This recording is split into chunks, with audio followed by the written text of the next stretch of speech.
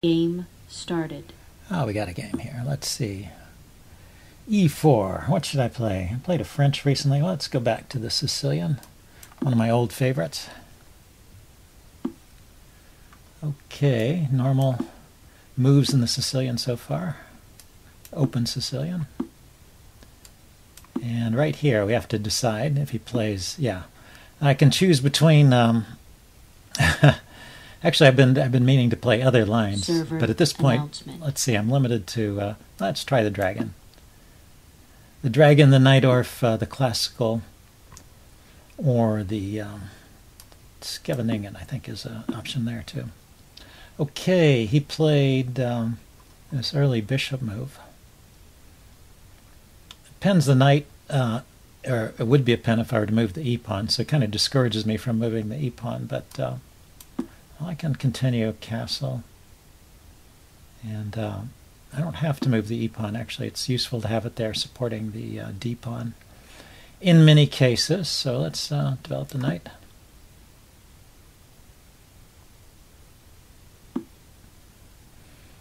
Okay, so that's interesting. He just retreated rather than allowing me potential exchanges there, keeping pieces on. I think I will try developing my bishop to b7. This pawn on b6 keeps this knight a little bit out of the action. And this knight not being under attack, you have to watch when you move the b-pawn, you don't leave this knight hanging, but it wasn't under attack. And now the bishop goes here. He's just going to exchange off this dark squared bishop. So my job is going to be to try and turn this light squared bishop into a good bishop. And maybe I can start with d5 here.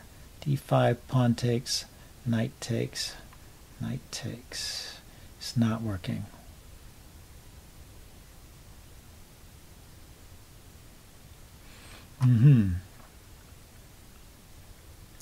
Okay, well, let's just do normal developing moves then. Rook c8.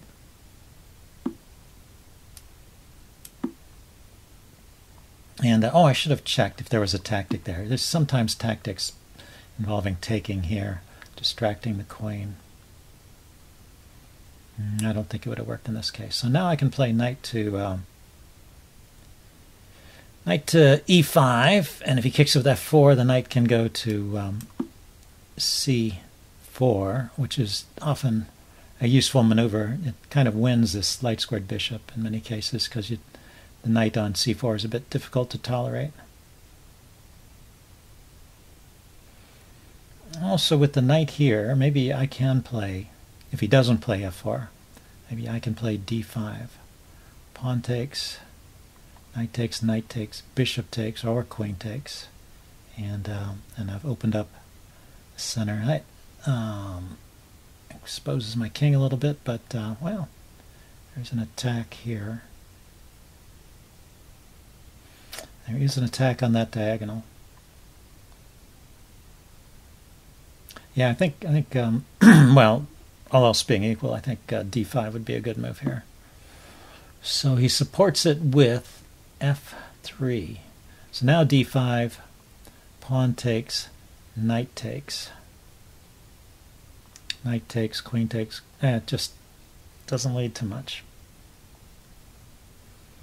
He's opened his king up to a check along this diagonal here, the dark squared diagonal.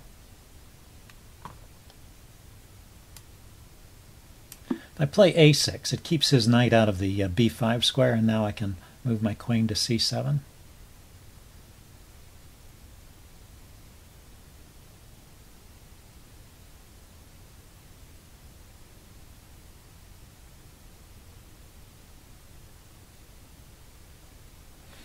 I still have this knight c4 move if I want it.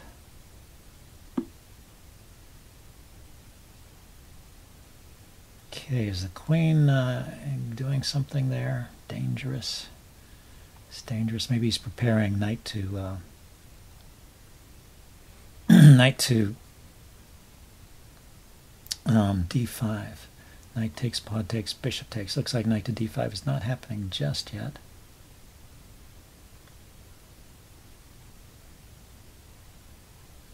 So I think I can go ahead and put my queen here.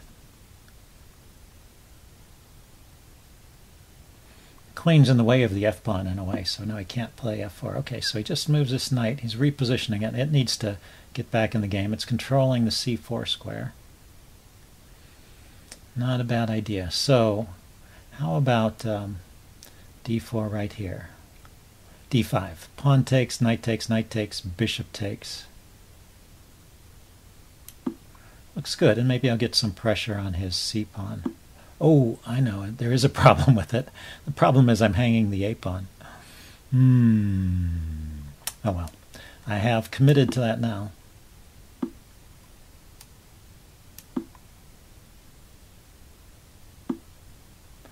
Yep, he spotted that one. So, knight here, check. And the queen is loose, right? Knight here, check. He can take with the queen, I take with the bishop.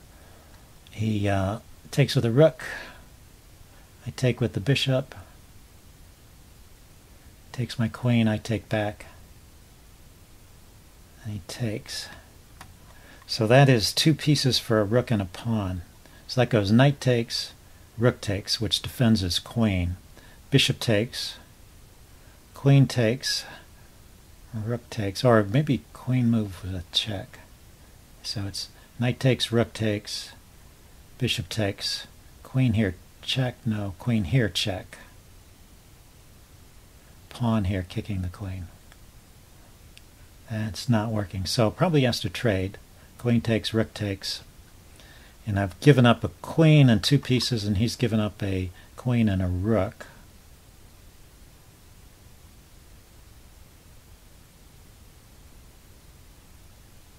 Because he'll grab my, he will grab my my bishop at the end of that. I don't know if I like that. But do I have anything better? I'll be left with two rooks, and well, he'll probably take my bishop with his knight. So we'll have a rook, the knight here, and a bishop over here, and I'll have these two rooks. Well, I can go after this pawn, but he can hold it. Yeah, let's play it anyway. Looks interesting. Spent a long time on that tactic. Look at this, and he just took it with the knight, so he didn't play that the best way. It's kind of funny. Okay, so queen and rook and bishop against two rooks and a knight. Yeah, it's a material advantage. So I think he should have taken with the rook, unless... White resigns.